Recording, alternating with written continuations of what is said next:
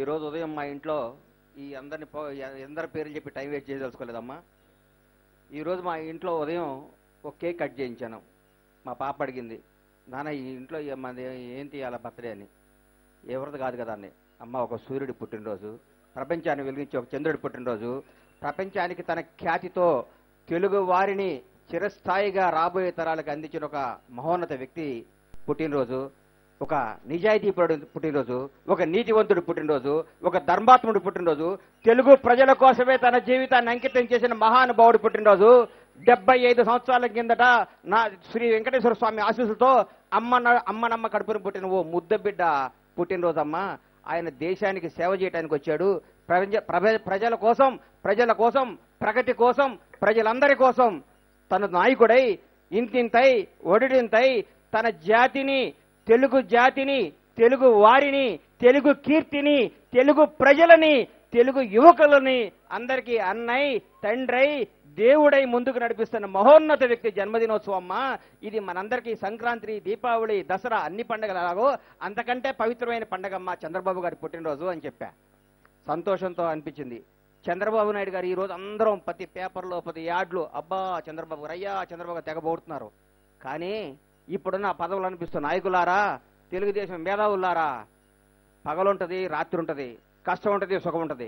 కష్టం వచ్చినప్పుడు stop back లో మాయమైపోయి సుఖం వచ్చినప్పుడు పక్క నుండి జెండా ఎలగరేసే నాయకులారా, ఇకనన్నా మారండి. చంద్రబాబు నాయుడు గారితో జీవితాంతం నడవండి. కష్టాలు రావచ్చు, సుఖాలు రావచ్చు, మంచి జరగవచ్చు, చెడు రావచ్చు. కష్టం వచ్చిందని భార్యని పిల్లల్ని వదిలేస్తామా? కష్టం వచ్చిందని అమ్మా నాన్న వదిలేస్తామా? పార్టీ ఓడిపోయిందని స్టాప్ బ్లాక్ లో అయిపోయి నాయకులారా, ఇక నుంచైనా రాబోయే తరాలకి దయచేసి చెప్తున్నా, మీరు చేసే ప్రతి నిర్ణయం, మీరు చేసే ప్రతి ఒక్కటి జీవితాంతం చంద్రబాబు నాయుడు లాంటి మేధావితో, చంద్రబాబు నాయుడు ఒక సంస్కరణకర్తతో, చంద్రబాబు నాయుడు ఒక నిజాయితీపరుడుతో, చంద్రబాబు నాయుడు ఒక గొప్ప వ్యక్తిత్వం గలవాడుతూ, చంద్రబాబు నాయుడు ఒక విజనరీ ఉన్న లీడర్తో నడిస్తే మన పిల్లలకి, వాళ్ళ పిల్లలకు కూడా ఒక మంచి భవిష్యత్తు ఇచ్చిన వాళ్ళం అవుతాం. నిజాయితీగా బతుకుదాం, నీతిగా బతుకుదాం. కష్టాలు వచ్చినప్పుడు పాపం మా అమ్మ తేజస్విని అమ్మాయిని చూస్తే నా కూతురు అట్లా కావాలని కోరుకుంటాను ఎప్పుడని చూస్తే, పిల్లలను చూస్తే. ఎందుకంటే చంద్రబాబు నాయుడు గారు అరెస్ట్ అయినప్పుడు 52 రోజుల పాటు నాకు ఫోన్ చేసేది, అన్నా ఏం చేద్దాం. బయటకు వస్తే రైల్వే స్టేషన్లో అరెస్ట్ చేస్తున్నారు, లోపలికి వస్తే రోడ్ల మీద తిరగట్లేదు. ఒకరోజు కేబీఆర్ పార్క్లో బయటకు వచ్చాను. అందరూ ఇంట్లో దాంకోవట్లేదు, నలుగురిలో దాంకుంటున్నారు. అందరూ లోపల, బయటకు వస్తే తీసుకొచ్చి కొడతారేమన్న భయంతో బతుకుతున్న రోజుల్లో చంద్రబాబు నాయుడు గారు బయటకు వస్తాడు, రాష్ట్రాన్ని వెళ్తాడు, దేశాన్ని శాసిస్తాడని చెప్పే అదే జరుగుతుంది. నా నోరు అంత పవిత్రమైన నోరు. నేను అంత నిజాయితీగా ప్రేమిస్తే నేను ఏదో ఫ్రెండ్షిప్ చేస్తే నిజాయితీగా ఫ్రెండ్షిప్ చేస్తా. కానీ అవసరం కోసం, అవకాశం కోసం మనిషిని పొగిడి ముందు మాట్లాడి వెనక మాట్లాడే నైజం నా బ్లడ్లో లేదని మీ అందరికీ చెప్తున్నా. నచ్చితే నచ్చినట్లు ఉండాలి, నచ్చకపోతే నచ్చిన విధంగా ఉండాలి. ఈ రోజు నేను చెప్తున్నా, చంద్రబాబు నాయుడు గారు గొప్పతనం ఒకటి చెప్తున్నా. ఆయన జైలుకి వెళ్ళినప్పుడు ఒక అద్భుతాలు జరిగినాయి. ఒక తెలుగు ప్రజలకి నారా భువనేశ్వర్ రూపాయన ఒక గొప్ప నాయకురాలను అందించాడు. ఆవిడ మాట్లాడుతున్న మాటలు, ఆవిడ ఇస్తున్న స్పీచ్లు చూస్తుంటే మా భువనకి ఒక 10 ఏళ్ల ముందు వస్తే ఇంక చాలా పెద్ద పొజిషన్లో ఉండేదా అనిపిస్తుంది. అంత ఆనందం వేస్తుంది. ఆవిడ కుప్పం ఆవిడ చేస్తున్న కార్యక్రమాలు కానీ, భారతదేశ గర్వించదగ్గ పొలిటికల్ లీడర్ కాబోతున్నాడు నారా లోకేష్ బాబు. ఎంత చేంజ్ అండి మనిషిలో, ఎంత ప్రవర్తన మార్పండి. ఒక వ్యక్తి ఇట్లా మారతాడా? అది చంద్రబాబు నాయుడు కొడుకే సాధ్యం, చంద్రబాబు నాయుడు పెంపకమే సాధ్యం, భువనేశ్వర్ గారి పెంపకమే సాధ్యం అనిపించింది. ఇలాంటి పుట్టినరోజున చంద్రబాబు నాయుడు ఇంకా ఎన్నో చేసుకోవాలి. మీ అందరికీ చెప్తున్నా, సచ్చినా బతికినా ఉన్నా లేకపోయినా చంద్రన్న మన నాయకుడు చంద్రబాబు, మన జాతి చంద్రబాబు జాతి, మన ఓటు చంద్రబాబుకే, మన కీర్తి చంద్రబాబుకే, మన శ్వాస చంద్రబాబుకే, మన ప్రాణం పోయే వరకు చంద్రబాబు నాయుడు శ్వాసిస్తూ చెప్పాలి. మీ అందరికీ ఒక ఇన్సిడెంట్ చెప్తా సార్. ప్రతి ఒక్కళ్ళు చంద్రబాబు నాయుడు సహాయం చేయడు, పట్టించుకోరు అని తెలిసినాడు తెలియనాడు ఒక ఊతపోతాం సరదాగా. 2000లో తర్వాత అప్పుడు జరిగింది.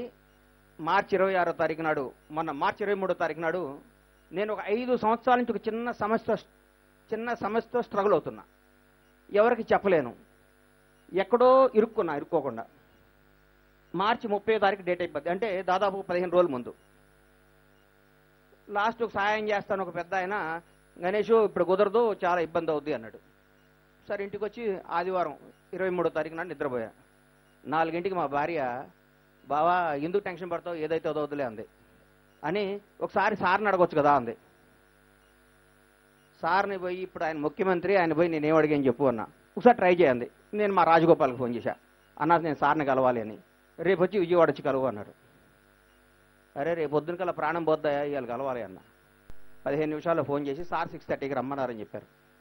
6:30కి వెళ్ళాను. 7 o'clock సార్ బేగంపేట ఎయిర్పోర్ట్కి వెళ్తున్నారు. ఏం గణేష్ అన్నారు, సార్ ఇది సమస్య, ఇది ఇట్లా ఉంది, ఇట్లా ఇరుక్కుంది అంటే అని కారు ఎక్కి వెళ్ళిపోయారు. ఆ కారు ఎక్కిన 1 minute 2 minutes నా మైండ్ బ్లాక్ అయిపోయింది. అనవసరంగా సార్ని అడిగానా అని. ఆయన జూబ్లీ చెక్ పోస్ట్కి వెళ్ళంగానే కాల్ చేసి, గణేష్ పలానా వ్యక్తికి చెప్పాను, ఆయన ఫాలో అవుతాడు అన్నాడు.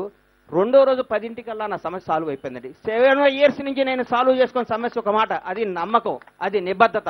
ఆయన్ని కలవాలి, ఆయనకి మరి బాధని చెప్పాలి. అందులో నిజాయితీ ఉందంటే ఆయన అవుట్ ఆఫ్ ది వే చేస్తాడంటానికి ఇంతకంటే గొప్ప నిదర్శనం ఏం కావాలని మీ అందరికీ చెప్తున్నా. ఎప్పుడు నా ప్రాణం ఉన్నంత వరకు నేను, నా పిల్లలు, నా ఆళ్ళ పిల్లలు కూడా మేము చంద్రబాబు నాయుడు ఫోటో మా హృదయాల్లో ఉంటుంది, చంద్రబాబు నాయుడు పేరు మా గుండెల్లో ఉంటుంది అని మనస్ఫూర్తిగా తెలియజేసుకుంటూ, ఈ అవకాశం ఇచ్చిన మనా చౌదరి గారికి, ఈ పంచవటి సాయిలక్ష్మి కాలనీ వాసులందరికీ నా హృదయపూర్వక ధన్యవాదాలు తెలియజేసుకుంటూ సెలవు తీసుకుంటున్నాను. Thank you.